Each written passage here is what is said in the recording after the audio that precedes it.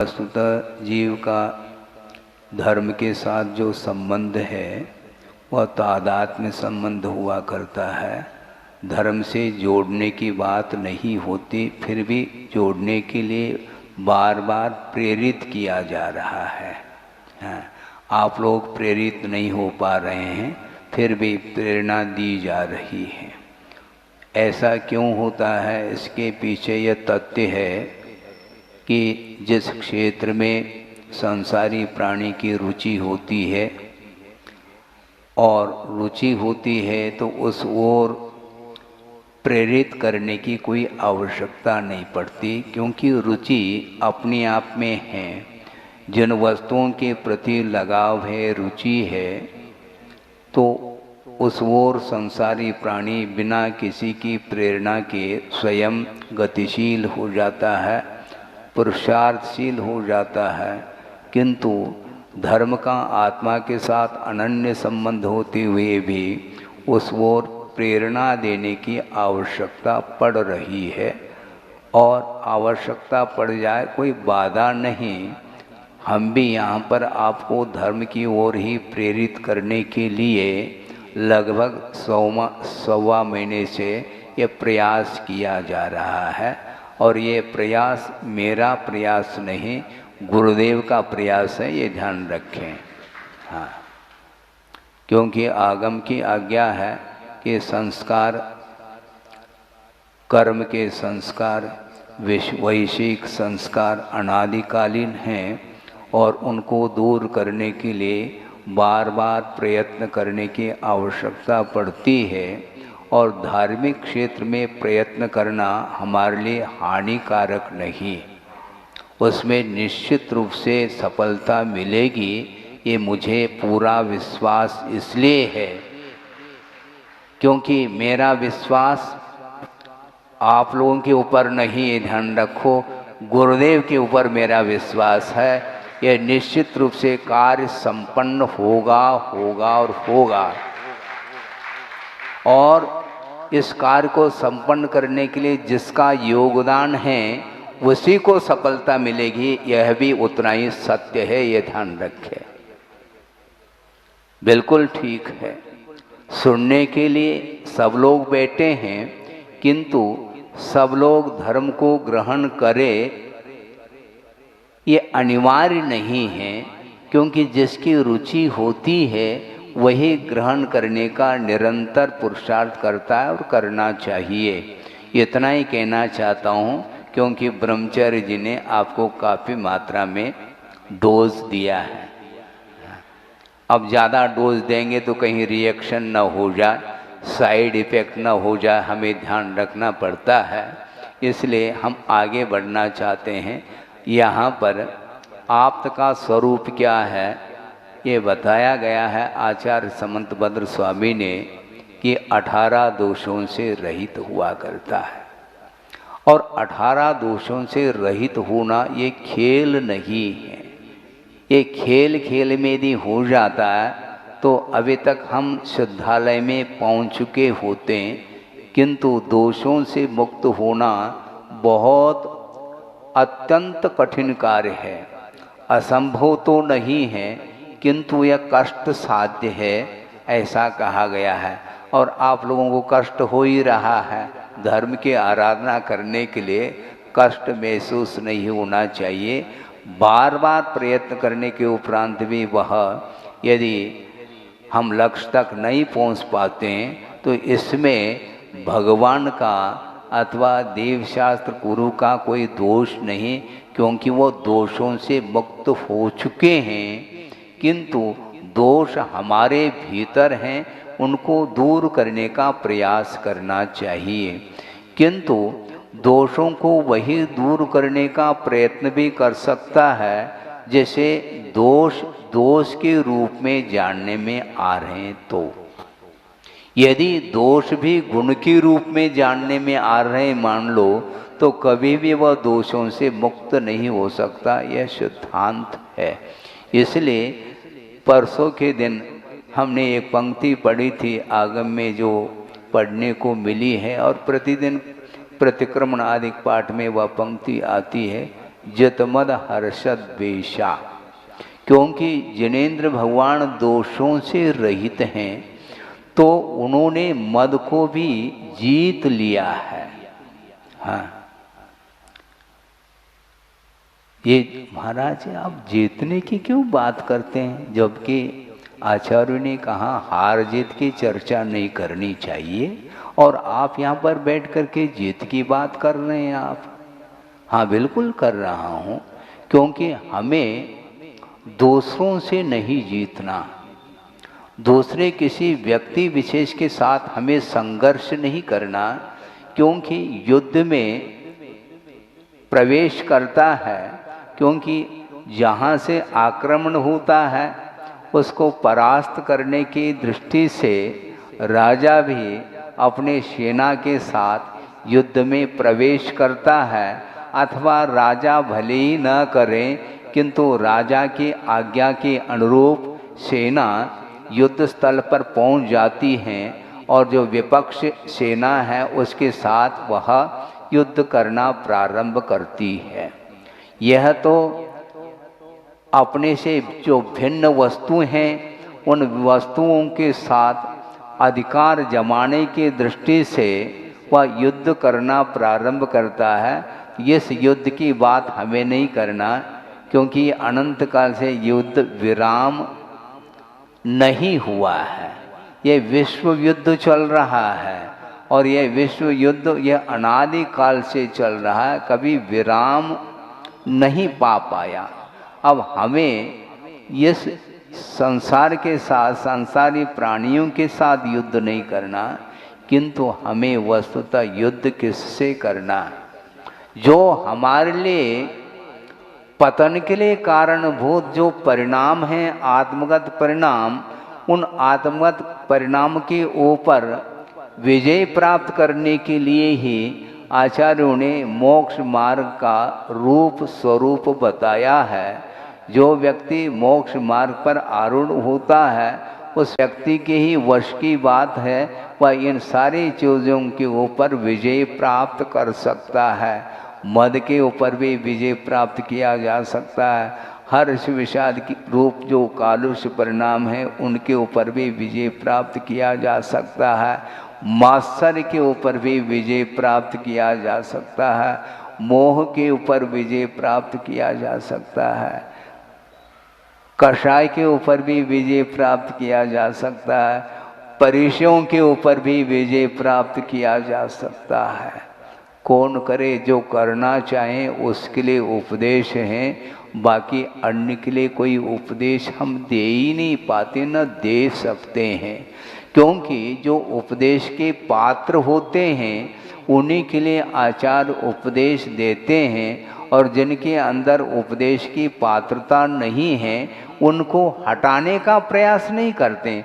वो बैठ जाए सभा में, हम उनके लिए कोई प्रतिकार नहीं करेंगे, उनके लिए कोई विरोधात्मक हम शब्द का प्रयोग नहीं करते। वो बैठ रहा है, बैठे, बिल्कुल ठीक है, क्योंकि दुकान खोल दिया है, अनेक प्रकार के ग्राहक आते हैं, ग्रहण करने वाले भी ग्राहक आते हैं, और दृश्य देख करके उसी में संतोष का अनुभव करने वाले भी ग्राहक हो सकते हैं। ये होता है, ये उस ओर हमें ध्यान नहीं देना, किंतु जो संसार से ऊपर उठना चाहता है, जिसके भीतर तीव्र उत्कंठा है, वह उस व्यक्ति के लिए ही यह अमृत का पान, धर्मामृत का पान कराया जा सकता है। इसमें किसी भी प्रकार से जबरदस्ती आग्रह नहीं है। तो ये मद के ऊपर विजय प्राप्त करो ऐसा कहा जा रहा है, और जबकि इस मद के माध्यम से कुछ भी हमारे लिए मिलने वाला नहीं।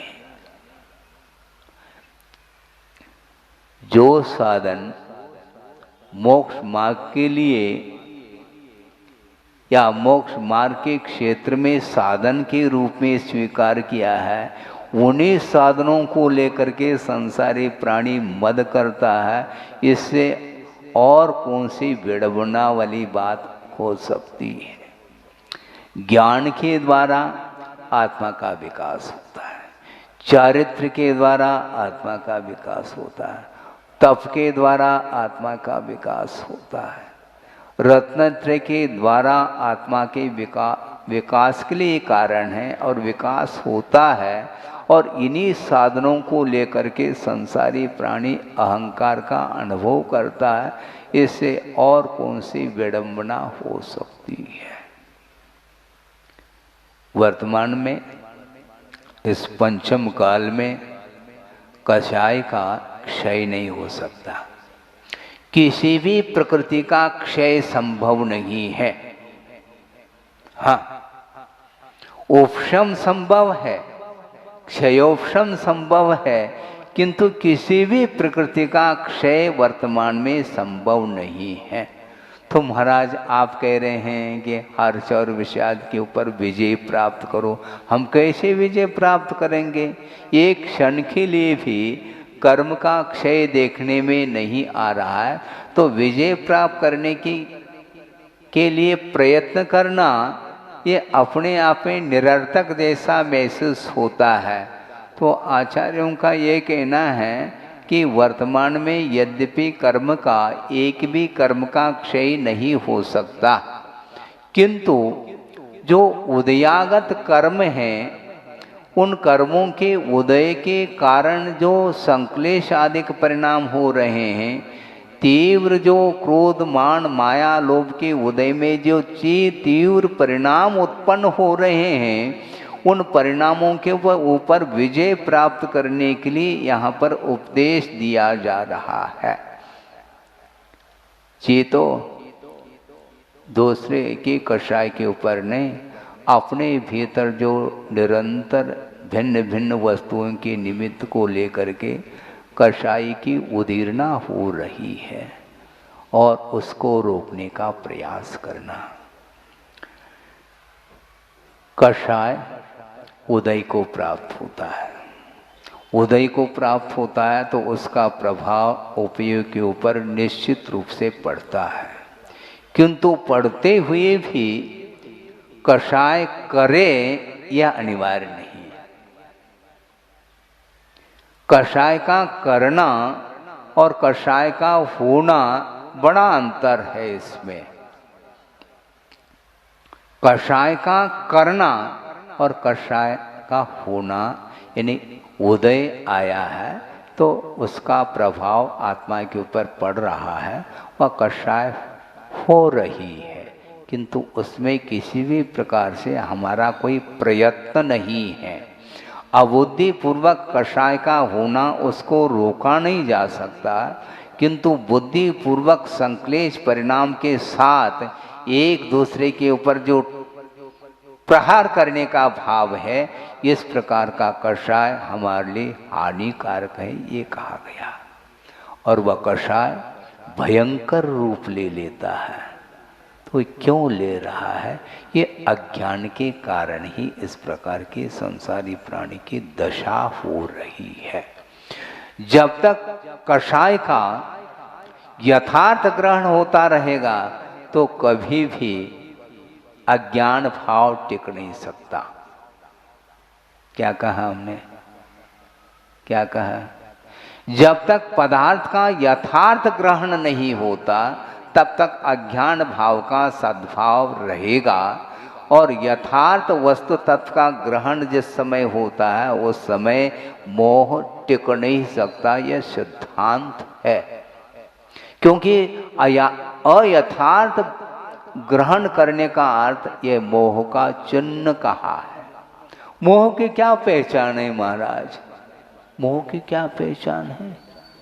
अपने आत्मा की पहचान कर लो तो मोह की पहचान अपने आप हो जाएगा, क्योंकि जो आत्मा को जान रहा है वह कभी भी पर वस्तु के साथ मोह नहीं कर सकता। यह सिद्धांत है।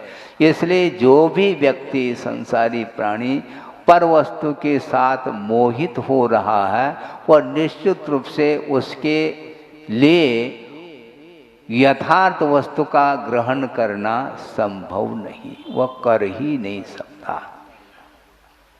और यथार्थ वस्तु तत्व का ग्रहण जिस समय होता है वो समय हर्ष का अभाव हो चुका होता है।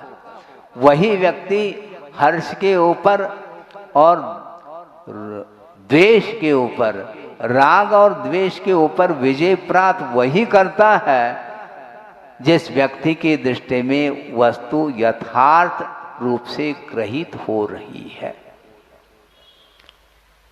जैसा वस्तु है वैसा ग्रहण करने का प्रयास कभी किया है?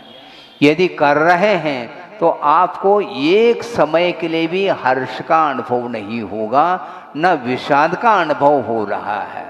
और हर्ष और विषाद का अभाव हो गया तो इच्छा के ऊपर नियंत्रण हो गया। उसके लिए अब संज्ञाएं सता नहीं सकती। आहार संज्ञा, भय संज्ञा, वासना रूप संज्ञा और परिग्रह संज्ञा। मूर्छा का भाव जिसके अंदर है उसके अंदर वस्तु का यथार्थ ग्रहण संभव नहीं, उसके लिए त्रिकाल असंभव है। आप शांत बैठे ऐसा लग रहा है किंतु पर वस्तु के प्रति आपका मूर्छा भाव है तो आप वस्तु का यथार्थ ग्रहण नहीं कर रहे हैं। ये सिद्धांत कह रहा है, मैं नहीं कह रहा हूँ। महाराज ये कैसा संभव है हमारे लिए, आपके लिए कैसा संभव है ये बाद में बताया जाएगा, किंतु वस्तु तत्व का स्वरूप यही है। एक क्षण के लिए भी आप प्रयास करिए हमारा उपयोग का परिणमन किस रूप में हो रहा है। आप हल्कापन का अनुभव कब करेंगे? जब मूर्छा का अभाव होगा। ये तय है, आप कहो अथवा न कहो, आपका उपयोग शांत रहेगा तो उस समय मूर्छा का टोटल अभाव देखने में आएगा। यद्यपि कषाय का अभाव नहीं हुआ, कषाय का क्षय नहीं हुआ, इसके बावजूद भी आप शांति का यदि अनुभव कर रहे हैं उस समय बुद्धि पूर्वक मूर्छा का अभाव हो चुका है। बुद्धि पूर्वक ग्रहण का भाव नहीं है। बहुत कठिन है। बार बार प्रयास करो, बार बार प्रयास करो, ये कहा जा रहा है। और गुरु श्रवण के लिए बार बार प्रेरित कर रहे हैं, लेकिन फिर भी उस ओर दृष्टि नहीं जाती है तो जीवन यूं चला जाता है, उसमें कोई लाभ नहीं हो पाता।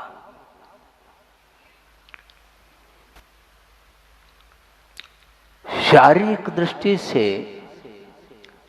जो चारित्र का पालन होता है, जिसको बाह्य तप की संज्ञा दी है आचार्यों ने, उस बाह्य तप जो अनशन है, ऊणोदर है, वृत्ति परिसंख्यान है, रस परित्याग है, काय क्लेश है, विविक्त शय्यासन है, ये सारे सारे श्रवण की भूमिका में ये तप आगम में उल्लेखित किए हैं। और इन बाह्य तपों का आलम्बन लेने के उपरांत भी मूर्छा भाव यदि समाप्त नहीं हो रहा है तो उसने कषाय को नहीं जीता है, यह सिद्ध हो जाता है। तो हमें कषाय को जीतना है, किसी व्यक्ति के ऊपर विजय प्राप्त नहीं करना है। ये हमेशा भाव आप बनाए रखिए। भाव इस प्रकार के प्रयत्न करने के उपरांत क्वचित कदाचित कुछ समय के लिए भाव आ भी सकते हैं, लेकिन बहुत ही जल्दी वो भाव डिलीट हो जाते हैं। क्यों होते हैं, किस कारण होते हैं? अंतरंग कारण से ही इस प्रकार के पवित्र परिणाम भी डिलीट हो जाते हैं, समाप्त हो जाते हैं। अपने परिणामों के द्वारा पवित्र भाव मिट रहे हैं और ख्याल नहीं आता, वो समाप्त हो जाते हैं। संतुलन कषाय आपने पढ़ा है आगम में, उसका काल कितना है? अंतर मुहूर्त। उसके लिए उदाहरण क्या दिया है? जल की रेखा। किंतु उपदेश का प्रभाव जल की रेखा के समान पड़ रहा है, ऐसा मैं कहना चाहता हूं। कषाय का प्रभाव, संज्वलन कषाय का प्रभाव जल रेखावत कहा गया। यानी कोई भी मान लो प्रसंग बन जाता है, क्रोध मान माया लोभ के उदय को लेकर के, तो उस समय संज्वलन संबंधी क्रोध मान अथवा माया अथवा लोभ का उदय चल रहा है, तो वह अंतर्मूल तक उसका उपयोग के ऊपर प्रभाव रहता है, ऐसा कहा है आचार्यों ने। और उसके लिए उदाहरण दिया है जल रेखा, अर्थात जल में आप रेखा खींचते चले जाओ और वह पीछे से वह रेखा मिटती चली जाती है। किंतु वर्तमान में यह विस्मय हो रहा है कि गुरुओं का उपदेश, भगवान का उपदेश जल रेखा के समान प्रभाव पड़ पा रहा। वो भी किसी के ऊपर पड़ता है तो, नहीं पड़ता है तो ओम शांति तो है ही। आखिर उपदेश देने की कोई सीमा है क्या? नहीं। जिस समय उपदेश देते हैं उस समय प्रभाव पड़ता है और तत्काल वह नष्ट क्यों हो रहा है? यदि नष्ट नहीं हो रहा है तो निरंतर आपके परिणाम पवित्रता के रूप में रहना चाहिए, उसमें स्थायित्व क्यों नहीं? इसमें पुरुषार्थ ही अपेक्षित है।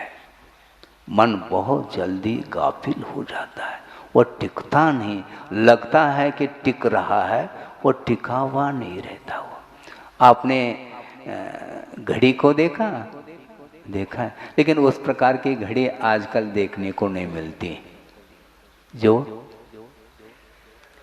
पेंडुलम वाली। वह स्थिर नहीं रह सकता,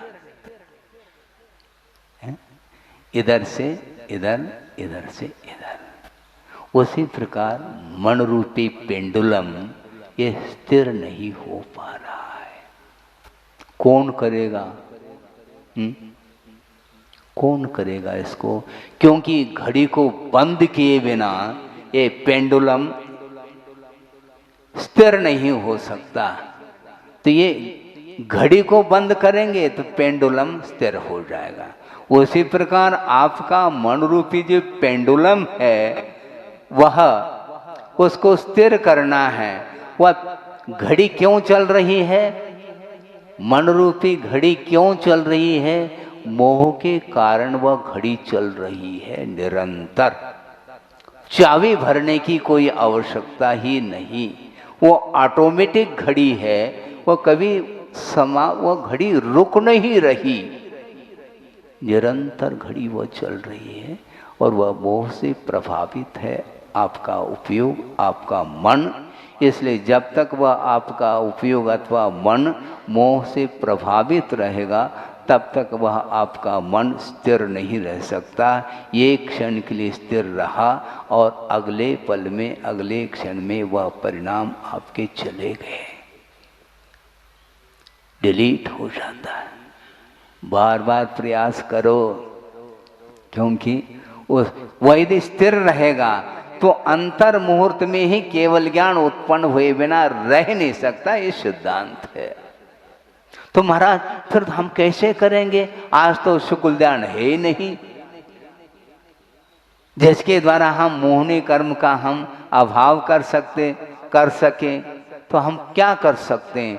अंतर्मूर्त के उपरांत महाराज हमें बाहर आना ही पड़ रहा है। कोई बाधा नहीं, किंतु ध्यान के अभाव में भी कुछ ऐसे साधन हैं जिन साधनों के माध्यम से अंतर्मूर्त में ध्यान में प्रवेश किया जा सकता है। ऐसे साधन भी हैं। कौन से साधन है महाराज? पढ़ो। ध्यान के अभाव में अनुप्रेक्षा, 10 लक्षण धर्म, समिति, चारित्र का प्रवृत्ति के रूप में पालन करना, ये सारे ध्यान के लिए कारण हैं साधन ने ऐसा कहा है। इसलिए अंतर मुहूर्त के उपरांत मन यदि मान लो बाहर आ भी जाता है तो उसके लिए अनुप्रेक्षा का आलम्बन लेकर के आप चलिएगा। और अनुप्रेक्षा का भी यदि आलम्बन नहीं लेना चाहो तो फिर और कोई भी साधन आपको मिलेंगे नहीं। कर्मों के संवर और निर्जरा के लिए प्राथमिक भूमिका में ये अनुप्रेक्षा ही एकमात्र कारण है, ऐसा कहा। भविक जनानंद जननी वो ऐसा कहा। भव्य जीवों के लिए आनंद उत्पन्न करने के लिए ये अनुप्रेक्षाएं जननी के समान अर्थात माँ के समान ऐसा कहा है। छोटा सा बालक है और माँ की गोद में चला जाता है, निश्चिंत होकर के वो सो जाता है। सोता है क्या नहीं? भूख लग जाए तो बात अलग है, वह पुनः वापिस रोना प्रारंभ करता है, ये अलग वस्तु। किंतु उसके लिए इच्छित वस्तु समय पर यदि मिलती है तो उसके माध्यम से वो बहुत निश्चिंत होकर के वह सो जाता है। उसी प्रकार आपके लिए भी आवश्यक है कि ध्यान नहीं लग पा रहा है, एकाग्रता नहीं बन पा रही है, कोई बाधा नहीं। एक एक जो भावनाएं हैं, अनुप्रेक्षाएं हैं, उसके माध्यम से भी कर्मों की निर्जरा, कर्मों का संवर हम कर सकते हैं। यदि इससे हट करके यदि अन्य कोई भी वस्तुओं का आलम्बन आप लेते हैं, इससे स्पष्ट है कि अनुप्रेक्षा में आपका मन नहीं लग रहा है। कहना पड़ेगा, जो अनित्य भावना में मन नहीं लग रहा है तो वस्तु को तुम नित्य मानना चाहो क्या? जब वस्तु अनित्य है तो उस अनित्य वस्तु को लेकर के हर्ष का अनुभव, अनित्य वस्तु को लेकर के विषाद का अनुभव, अनित्य वस्तु को लेकर के अहंकार का अनुभव, अनित्य वस्तु को लेकर के मात्सर्य का अनुभव, ये सारे सारे क्यों हो रहे हैं? जिस समय ये परिणाम है उस समय आपके उपयोग में वह अनुप्रेक्षा है ही नहीं। बिल्कुल निश्चित बात है। ये आ रहा है क्या नहीं? क्या अभी भी नहीं आ रहा है? तो हर्ष का आप अनुभव करते हैं कभी? हाँ करते हैं महाराज। उस समय आपके उपयोग में क्या आया? बोलो क्या आया? महाराज आप परीक्षा लेना चाह रहे हैं क्या? परीक्षा नहीं ले रहा हूं, किंतु पढ़ाई ऐसी होती है और पढ़ने के लिए आप लोग सब बैठे हैं और न पढ़ाया जाए तो फेल तो होंगे। फिर टीचर के ऊपर कोई आरोप नहीं आ सकता, वो छात्र के ऊपर ही है, वह छात्र का ही दोष है। जब ये वस्तु का स्वरूप है फिर क्यों हर्ष विषाद करते हो? क्यों पर वस्तु के ऊपर अधिकार प्राप्त करने का भाव रखते हो? नहीं रखना चाहिए। जब स्वपर भेद विज्ञान हो गया, अपना क्या पराया क्या, इसका पूरा का पूरा आगम के माध्यम से आपको ज्ञान हो चुका है। जो पर को पर के रूप में आपने जान लिया है तो उसके ऊपर अधिकार का भाव क्यों रखते हो? उसको ग्रहण करने का भाव क्यों रखते हो? यदि रखते हैं तो निश्चित रूप से कषाय की उदीर्णा होगी, और कषाय की उदीर्णा होगी तो निश्चित रूप से वह विशिष्ट स्थिति और अनुभव को लेकर के पाप का अर्जन करेगा। पुण्य का अर्जन करना चाहो महाराज, वही तो चाहते हैं हम। हाँ, पुण्य क्यों चाहते हैं? क्या करना चाहते हैं पुण्य लेकर के? पुण्य की इच्छा क्यों हो रही है? पुण्यार्जन करने की भावना क्यों हो रही है? संसारी प्राणी को इसलिए होती है कि पुण्यार्जन करूंगा तो निश्चित रूप से मुझे वैभव मिलेगा। इस उद्देश्य को लेकर के वह पुण्य का अर्जन कर रहा है, तो उसके माध्यम से भी वह कभी भी कषाय को जीत नहीं पाएगा। उसके भीतर ये चारों चौकड़ी जिसको बोलते हैं क्रोध मान माया लोभ विद्यमान है, उसके कारण ही उसका उपयोग निरंतर मलिन हो रहा है। और यहाँ पर चर्चा चल रही है जित मद हर्षद द्वेषा, ये किसके विशेषण है? हम और आपके विशेषण है नहीं, ये भगवान के विशेषण है। जिनेंद्र भगवान के विशेषण के रूप में जोड़ा गया। वे हर्ष और विषाद से ऊपर उठ चुके हैं, जीत चुके हैं। कभी भी उनका अब जीवन न हर्षमय होगा न विषादमय होगा। अनंत काल के लिए वह हर्ष और विषाद से ऊपर उठ करके ही एक शुद्ध परमात्मा तत्व का संवेदन उन्हें हो रहा है। उन्हें जन बोलते हैं जिन्होंने जीत लिया है। पर को नहीं जीता जाता। वस्तुतः यदि कोई पर वस्तु है तो वह कर्म है, जिसका संबंध अनादिकाल से आत्मा के साथ हो चुका है और उसके ऊपर कुठाराघात करने के लिए यह उपक्रम है, यह पुरुषार्थ है। वस्तुतः यह जीत की बात करना चाहो तो ये कर्म के ऊपर विजय प्राप्त करने की बात करो। दूसरे को कंपटीशन, हाँ, किसके ऊपर कंपटीशन? प्राय करके देखने को मिलता है, हर जगह मिलेगा। प्रतियोगिता, योग्यता है क्या पहले ये देख लो। प्रतियोगिता की बात करते हो, योग्यता क्या है, कुव्वत क्या है, ये भी तो देखो। जो अरबपति है उसके साथ वह ईर्ष्या कर रहा है। अरे क्या तुम क्या करके क्या कर लोगे? एक पाई मिलना मुश्किल है इस जीवन में और तुम उसके साथ ईर्ष्या कर दो, गलत बात है। भगवान के साथ ईर्ष्या करना चाहो क्या? तुम हार जाओगे, वैसे ही हार चुके तुम, क्योंकि संसारी हो। भगवान के साथ ईर्ष्या करोगे, संभव नहीं। अड़ोस पड़ोस के साथ क्लास फेलो, इसलिए वह फेल हो रहा है। वो क्लास फेलो के साथ वह ईर्ष्या कर रहा है। वह समझ में आ रहा है? हाँ, हंसी आ रही, इसका अर्थ आपको समझ में बात आ रही है। क्लास फेलो के साथ क्यों आप ईर्ष्या करते हो? ईर्ष्या मत करो, सही सही पुरुषार्थ करो।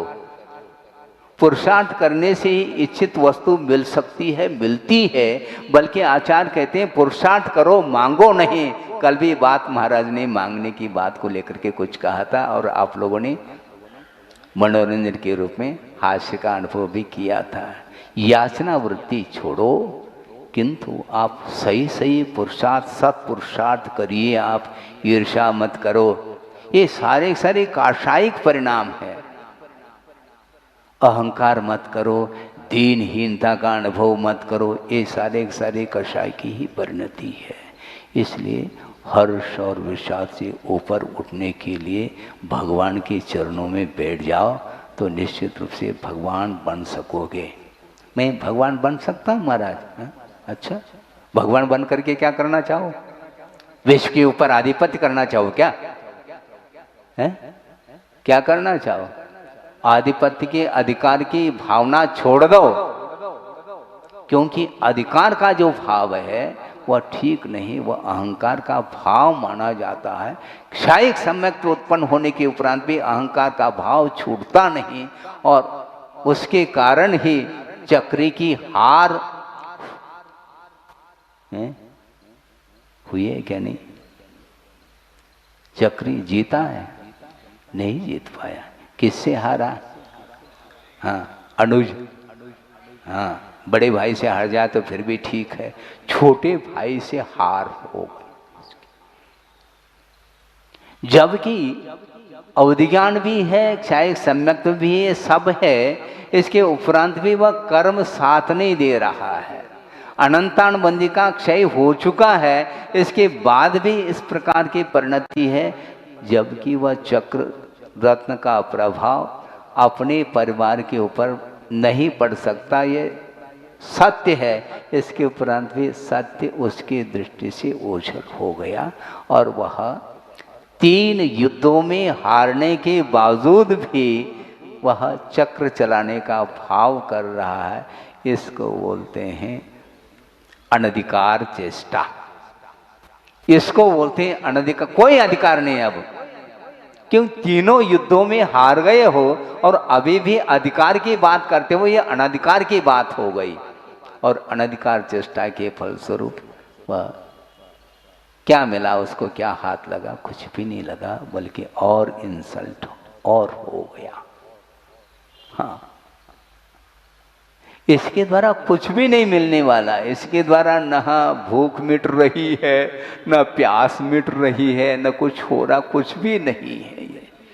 ये केवल मन की भूख है, मैं जीत जाऊं। भैया आत्मा की विजय की बात करो, ये जीत हार जीत की बात छोड़ो। इसलिए जित मद हर्ष द्वेषा जित मोह परीशहा, जिन्होंने मोह को भी जीत लिया है। सबसे बड़ा यदि कोई शत्रु है तो मोह है, और उसको उन्होंने जीत लिया। मोह को जीतना खेल नहीं है बंधुओं। आचार्य महाराज ने कहा था कि बार बार ज्ञान की बात करते हो, क्या अज्ञान से घृणा तो नहीं है तुम्हें? अज्ञान से कहीं घृणा तो नहीं हो रही? तो ज्ञान की क्यों बात करते हो? अज्ञान परिचय भी तो सहन करो। अज्ञान परिचय सहा नहीं जाता। जो अज्ञान परिचय को सहन नहीं कर सकता, वह प्रज्ञा परिचय को भी नहीं सहन कर पाएगा, ये ध्यान रखो। क्योंकि वह भी बहुत बड़ा परिचय है। क्यों महाराज? अज्ञान परिचय ये छोटा है क्या? हाँ बिल्कुल छोटा है। प्रज्ञा परिचय इससे भी भयानक है, क्योंकि प्रज्ञा परिचय कब जीतने का अवसर आता है? जब सामने वाला व्यक्ति प्रशंसा करे तब। मंच पर आकर के बैठ जाए हैं, और आगम के अनुरूप साहित्यिक शैली में ओजस्विता के साथ यदि मान लो प्रवचन दे रहे हैं, और उस वक्तृत्व कला से प्रभावित होकर के पूरी की पूरी सभा यदि मान लो तालियों से गड़गड़ाहट वो सुनने में आ जाए, तो भी भीतर गड़गड़ाहट नहीं है, तो विजय प्राप्त कर लिया उसने। बाकी ओम शांति है। प्रशंसा का भूखा है संसारी प्राणी। बहुत जल्दी निंदा का प्रतिकार होता है। जितने जल्दी निंदा का प्रतिकार का भाव हो रहा है, क्या उतने जल्दी प्रशंसा का प्रतिकार का भाव हुआ है? नहीं होता। वंस मोर कहता है प्रशंसा के लिए, एक बार और ताली बज जाए, एक बार और ताली बज जाए, इस प्रकार प्रशंसा का भाव रखता है, तो वह व्यक्ति कभी भी जीत नहीं सकता कषाय को। कषाय को जीतो और कुछ नहीं करना। मोक्ष मार्ग में क्या करना है महाराज? कुछ नहीं करना है। हर्ष और विषाद इन दोनों को जीतना है। बाकी ओम शांति। ये जितने भी कर्म का जितने भी कर्म हैं, उनका जो आश्रय हो रहा है, उसमें मेन नियंता मोही कर्म है। मोहनी कर्म के कारण ही सारे कर्मों का वह आश्रय करता चला जाता है। बहुत कठिन काम है। 1 घंटा पर्याप्त नहीं, 1 घंटा हो गया लगभग। हाँ, अब क्या करें? क्या करें महाराज? फिर बंद करें? बंद तो करना ही है। मैं बार बार कह रहा हूँ, इसलिए मुझे बार बार निरंतर चिंतन करो, तो आपके भाव बने रह सकते हैं। और निरंतर चिंतन करने वाला व्यक्ति जो होगा, उसके लिए चिंतन करने योग्य विषय कौन से होते होंगे? और ध्यान की सामग्री के द्वारा कभी भी धर्म ध्यान नहीं किया जा सकता। धर्म ध्यान के योग्य जो सामग्री है, उसी के द्वारा धर्म ध्यान संभव है। अन्यथा पंचेंद्रिय के विषयों का आलम्बन लेने वाला व्यक्ति कभी भी धर्म ध्यान नहीं कर सकता। उस समय, अन्य समय में मैं नहीं कह सकता। हाँ। ध्यान की सामग्री क्या है? ध्येय जिसको बोलते हैं। ध्यान करने योग्य जो सामग्री है उसको ध्येय बोलते हैं। और ध्यान करने वाला ध्याता है, और जो किया जा रहा है उसका नाम ध्यान है। ध्यान, ध्याता, ध्येय और ध्यान का फल।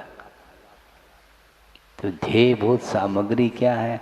आपके उपयोग में क्या सामग्री, कौन सी सामग्री है? जो सामग्री है उसके अनुरूप फल मिलेगा, क्योंकि ध्यान के अनुरूप ध्यान का फल है। यदि रौद्र ध्यान चल रहा है तो रौद्र ध्यान का ही फल मिलेगा, धर्म ध्यान का फल भूल जाओ। इसी को बोलते हैं कारण सदृशम कार्यम। आध्यान करते रहो निरंतर और फल मिलेगा, हमें मिलेगा ना, बिल्कुल एक्यूरेट फल मिलेगा आपको, एग्जैक्ट फल। क्या? बहुआरंभ परिकृतम नारकस्या ईशोः। मिलेगा क्या नहीं? माया तैर्यज्ञो नस्यो। ये सूत्र लागू होंगे उस समय। हाँ, सूत्र का अर्थ गायब हो जाएगा, क्योंकि फल कुछ अलग मिल रहा है, इसलिए सूत्र का क्या अर्थ है वह गायब हो जाएगा। संज्ञाओं से ऊपर उठना बहुत कठिन है। ये संज्ञाएं ही संसारी प्राणी को गाफिल कर रही है। निरंतर ये संज्ञा का अर्थ इच्छा है। हाँ, और किसकी इच्छा है? आत्मा की नहीं, स्वयं की इच्छा नहीं होती, पर वस्तु के ऊपर अधिकार। पर वस्तु मिल जाए, मान लो फ्री में, छोड़ेंगे आप? मान लो किसी ने कहा कि महाराज हम बैठ करके नमस्कार नहीं कर पा रहे, क्यों? कमर में बहुत दर्द है और स्लिप डिस्क हो गया। अच्छी बात है। और वह जा रहा है चौपाट पर और 100 का हरा हरा नोट देखने को मिला। अब वह कैसा झुक जाता देख लो, पता ही नहीं पड़ता कब झुक जाता और कब लेकर के। वो समय वह दर्द कहाँ चला गया है? ट्यूब तो नहीं लगाया था उस समय, नहीं तो एक क्षण में ही वह कमर झुक जाती है और 100 का नोट वह जेब में डाल करके जा रहा है और कहता है कमर में बहुत दर्द है महाराज, कमर में बहुत दर्द है डॉक्टर साहब। अच्छा डॉक्टर क्या करेगा? अभी कैसे झुक गए थे तुम? हाँ, झुका रहा अपना माथा कहाँ पर? नोट के ऊपर। हाँ, भगवान के सामने झुको तो फिर भी ठीक है, भगवान के सामने माथा नहीं झुक रहा है और धन के सामने माथा झुका हुआ ही रहता है हमेशा। इसको बोलते हैं परिग्रह संज्ञा। बहुत कठिन है महाराज, कैसे करेंगे? हम कुछ नहीं जान सकते, आपका पेपर है, आप जानो। फिर भी पढ़ाने के लिए बैठे तो हैं कौन? सर। हाँ, उनके पास सर है इसलिए वो बैठे हैं, कुछ सुना रहे हैं। हाँ, नहीं तो बहुत कठिन काम हो जाएगा। जो व्यक्ति आत्मसात करता है धर्म को, वही व्यक्ति कुछ करुणा के साथ कह भी सकता है, उपदेश दे सकता है। हर कोई व्यक्ति उपदेश दें और उसका प्रभाव पड़े, बहुत कठिन काम है। इसलिए भगवान का स्वरूप क्या है? क्योंकि भगवान के ऊपर श्रद्धान करने से सम्यक्त्व की उत्पत्ति होने वाली है। तो भगवान का क्या स्वरूप है, कम से कम पहचान तो करो। भगवान के सामने जाने के उपरांत भी भगवान दृष्टि में नहीं आ पा रहे हैं, तो अन्यत्र कहाँ में वो दृष्टि में आ सकते हैं? आपका समय हो गया है। बहुत विषय लंबा चौड़ा है, लंबा भी है और चौड़ा भी है। हाँ, अब उसको कैसे करेंगे? आगम के माध्यम से आप आगम पढ़िएगा और थोड़ा पढ़ो और निरंतर उपयोग उसमें ले आओ। नहीं है तो संभव नहीं। कल भी कहा था, परसों, कल तो नहीं कहा था, परसों भी जब टर्न मिलता है तब कहने में बात आती है कि निरंतर उपयोग आपका जाना चाहिए। नहीं है तो बहुत जल्द ही वह आर ध्यान के भाव रौद्र ध्यान के भाव आ सकते हैं। गुणस्थान को बरकरार बनाए रखने के लिए वह मन रूपी जो पेंडुलम है उसको स्थिर रखने की आवश्यकता है। कौन स्थिर रखेगा? आप रखना चाहो तो रख सकते हैं। आप यद्यपि गृहस्थ हैं, श्रावक हैं, आपके पास भी दायित्व है, परिवार है, समाज है, सब है। उन दायित्वों का निर्वहन करते हुए भी धर्म को नहीं भूलते हुए आप चलेंगे तो कुछ हद तक आपको भी धर्म का स्वाद आ सकता है, आना चाहिए। तो हम ज़्यादा क्या कहें, बंद कर लें? अब बंद करने के लिए बहुत जल्दी प्रारंभ करने के बाद आते हैं और समाप्त करने के पहले भी जाने वाले जा सकते हैं, जाते हैं, इसलिए शायद वह पीछे बैठते होंगे ताकि हम जल्दी से जल्दी जा सकें। ऐसा नहीं हो, किंतु आप निरंतर जो है चिंतन करिए। जब तक आस्था का भाव जागृत नहीं होगा तो तब तक आप भीग ही नहीं पाएंगे। आपको भिगाना बहुत कठिन है। हाँ, भिगाना बहुत कठिन। एक मान लो आपने चना है भिगोने के लिए रखा है, भीगने के लिए, फूलने के लिए कितना समय लगता है? अरे 10-12 घंटे लगते हैं, तब जा कर के सुबह सुबह वह फूल जाता है और उसको देख करके तुम भी फूल जाते हो। हाँ बिल्कुल, फूल जाते, फूला नहीं समाते आप। हाँ, और तुरंत वह खाने योग्य हो जाता है। यदि बिना भिगोए वैसे ही यदि मान लो चना चबाएंगे तो निश्चित रूप से दांत टूट सकते हैं, किंतु फूले हुए चने आपके लिए दांत नहीं भी हो तो आराम से आप चबा लेते हैं। तो उसी प्रकार आपको भिगाने के लिए बार बार भगवान और गुरु महाराज प्रेरित कर रहे हैं। इसके उपरांत भी भीग नहीं रहे हैं। इसका अर्थ बहुत, वह चना बहुत लोहे का चना मैं मानता हूँ, वो भीग ही नहीं रहा, वो फूल ही नहीं रहा है। क्या कह रहे हैं? हाँ टर्रा, वो टर्रा तो नहीं कहूँगा, हाँ, क्योंकि बहुत कठिन हो जाएगा फिर। हाँ, फिर अभाव के समान सिद्ध हो जाएगा। ऐसा तो नहीं, लेकिन टाइम ज़्यादा लगेगा। हाँ, टाइम तो ज़्यादा लगेगा, क्योंकि अभी तक टाइम लग रहा है तो इसका अर्थ क्या है? हाँ, अंतर्मूर्त में जिसका वह भीग गया मान लो तो बहुत जल्दी वह निकट भव्य माना जाएगा। लेकिन अपन निकट है क्या नहीं, ये भगवान का विषय है, ज़्यादा नहीं कहना चाहता हूँ। किंतु जिनेंद्र भगवान के स्वरूप को समझने के लिए भी अपने को समय देने की आवश्यकता है, और समय देंगे तो समय का अर्थ शास्त्र का ये मर्म भी आपको पकड़ में आ सकता है। आगम के अनुरूप आपके परिणाम हो सकते हैं। हो इस पवित्र भावना के साथ। अहिंसा परमो धर्म की जय।